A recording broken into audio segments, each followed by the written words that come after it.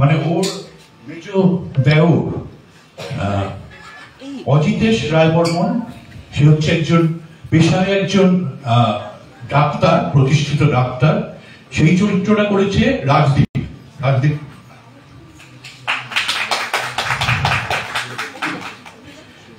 বাড়ির ছোট ছেলে বরুণ রায় বর্মন, যার সম্বন্ধে পুলিশ অফিসারের মন্তব্য হচ্ছে প্রহ্লাদ কুলে দৈত্য, প্রচুর নষ্টামি করে বেড়ায় সারাদিন ধরে বরুণ রায় বর্মন। বাড়ির ছোট ছেলে, দেবীর ছোট দেওর। হ্যাঁ, তার দাবি সে নাকি খুব কম কথা বলে। আচ্ছা, সৌনক। বাড়ির ছোট মেয়ে শিবানী। শিবানীর সে বিয়ে করে পাশের শহরে থাকে, কিন্তু এই বিয়ের জন্য সে এসছে এই বাড়িতে, রায়বর্মন বাড়িতেই আছে এখন।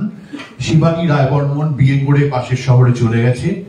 সেই শিবানীর চরিত্রে অভিনয় করছে দিয়া। বাড়ির কাজের মেয়ে, যার নজর সব দিকে, সমস্ত জায়গায় আড়ি পাতা, সমস্ত কিছু শোনা, এমনকি খুন হওয়ায় আনন্দ পাওয়া একটি মেয়ে, তানি। সেই চরিত্রে করেছে দুষ্টু, মানে দীপান্বিতা।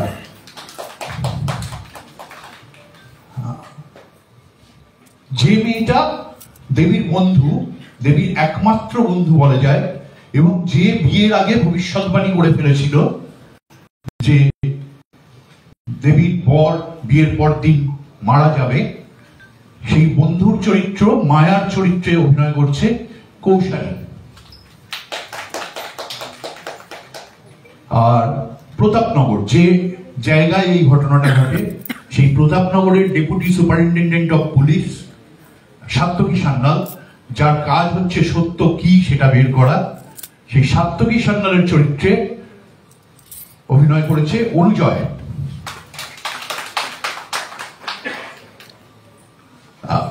প্রত্যেকে দুর্দান্ত অভিনয় করেছে, সেই সব নিয়ে কিছু বলার, মানে সেটা তো দেখতেই পাবেন 6 তারিখ যখন রিলিজ করবে।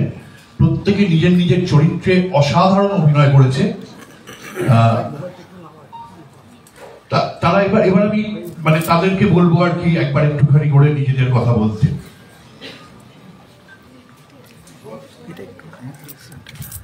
নমস্কার সবাইকে, শুভ সন্ধ্যা। আর এটা আমার প্রথম কাজ এসবিএফের সাথে, হইচইয়ের সাথে, অয়েল স্যারের সাথে। আর গল্পটা যেদিন প্রথম অয়েল স্যার আমাকে শোনান, আমি সত্যি মুগ্ধ হয়ে গেছি। পরে আমি জিজ্ঞাসা করেছিলাম কতদিনে ঢুকলে, আমি ভেবেছিলাম 1-2 মাস, বলে তো এত সুন্দর একটা গল্প যখন আপনারা দেখতে পাবেন দর্শক, তখন বলবেন যে সত্যি অসাধারণ একটি মানুষ, যা ভীষণ ট্যালেন্টেড, তার সাথে কাজ করতে পারা, এবং সেটা অনেক কিছু শিখেছি। আর এই পুরো সিরিজটাতে আমার যত কো-অ্যাক্টরস আছে তারা সবাই এক্সেলেন্ট, তারা তাদের চরিত্রগুলো এত সুন্দরভাবে অভিনয় করে ফুটিয়ে তুলেছে, আপনাদের মনে হবে যে সত্যি রিয়েল একটা জায়গায়, সত্যি রিয়েল এগুলো ঘটছে।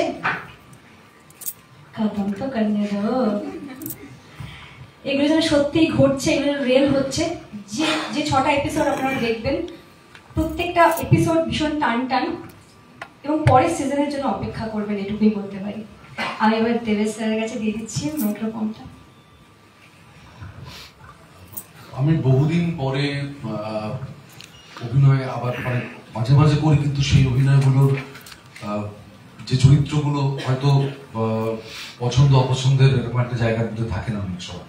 কিন্তু অয়ন এই যে কাজটা আমাকে, এই যে চরিত্রটা আমাকে দিয়েছে, সেই চরিত্রটা এত শেড রয়েছে, এত মানে পরতে পরতে, এত ভাবে একটা মনস্তাত্ত্বিক জায়গা থেকে আমরা যদি দেখি চরিত্রটাকে, এটা একটা অসাধারণ বিভিন্ন শেডের একটা ক্যারেক্টার।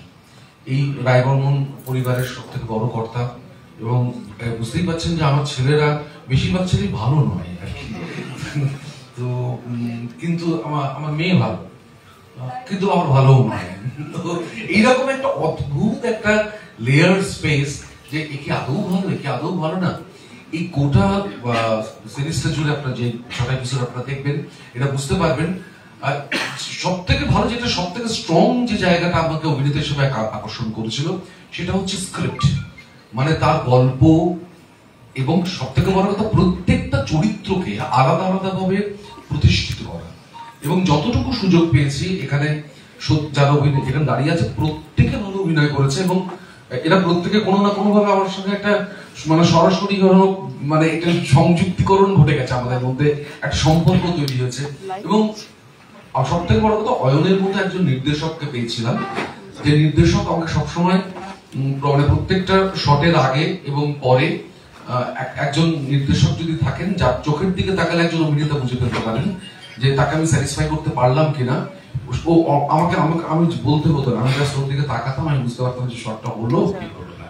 তো এই এতটাই মেধাবী এবং কুশলী পরিচালকের সঙ্গে কাজ করতে পেরেছি, আমি সত্যি আনন্দিত এবং গর্বিত।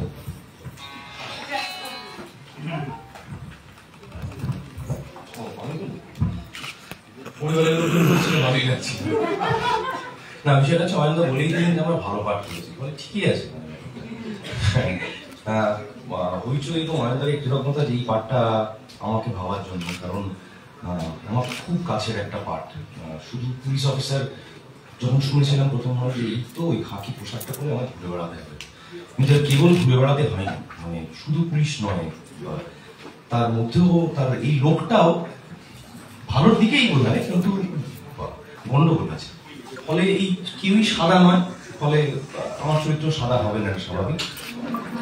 আর আমি শুটিং এর অবসরে মাঝে মাঝে গিয়ে অয়নদাকে জিজ্ঞেস করতাম যে কি খুন করেছি আমি এটা, তো তখন অয়নদা আমাকে জিজ্ঞেস করছে কি মনে হয়, ফলে আমার এটা কিন্তু মনে হয় না, আপনারা দেখবেন শতাধিক দেখা যাবে কি খুন করেছে। অনেক ধন্যবাদ। সবাইকে নমস্কার। ট্রেলার দেখে সবাই চা কফি খেয়ে যাবেন। আচ্ছা, আমি বেশি কিছু বলবো না। এই কাজটা আমার কাছে দুটো কারণে খুব স্পেশাল। প্রথমত হচ্ছে গিয়ে কাজটা হইচইতে আমার যেখানে ডেবিউ অ্যাজ ভেবে, আর সেকেন্ড হচ্ছে অয়নদা, যার সাথে আমি আমার প্রথম ওয়েব সিরিজ করেছি, যার লেখা চাপানি টয়। তো যেরকম সবাই বললো, অয়নদা বললো, দেবেশদা বললো আমরা খুব ভালো অভিনয় করেছি, তো সেটা শুনে ভালো লাগলো। আর আমরা খুব খারাপ মানুষ হয়ে খুব ভালো অভিনয় করেছি, এটা শুনে খুব ভালো লাগলো। বেশি কিছু বলবো না, অনেকে আছে আমরা ট্রেলার দেখার জন্য ওয়েট করছি, তো পাশের জনকে বলে তারপর বাকি তিনজনকে আমরা মাইকটা তুই তো কথা বলিস না, তোকে দেন না ওই বেটার, তাহলে তুই শুরু করবি। আরে মজা করছি। সবাইকে নমস্কার। না কথা বলি না মানে কমন টপিক ছাড়া কথা বলি না। আমি খুব থ্যাঙ্কফুল প্রথমত হইচই এবং দ্বিতীয়ত অয়নদার কাছে এরকম একটা চরিত্র, এবং যেটা টোটালি অপোজিট আমার।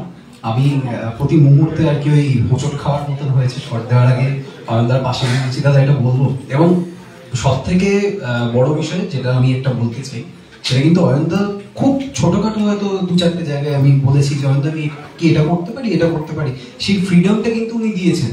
এবং এটা না মানে আর্টিস্টকে কোথাও গিয়ে একটা এনকারেজমেন্ট যোগায়, তার নিজের থেকে আরো হয়তো কিছুটা এক্সট্রা দেবার। জানি না কেমন পারফর্ম করেছি সেটা তো আপনারা বলবেন। হ্যাঁ হ্যাঁ, না সেটা তো নিলামই। তারপরেও আপনাদের উপর বিচারের দায়ভার, এবং প্রত্যেকেই অলমোস্ট এখানে আমার থেকে সিনিয়র।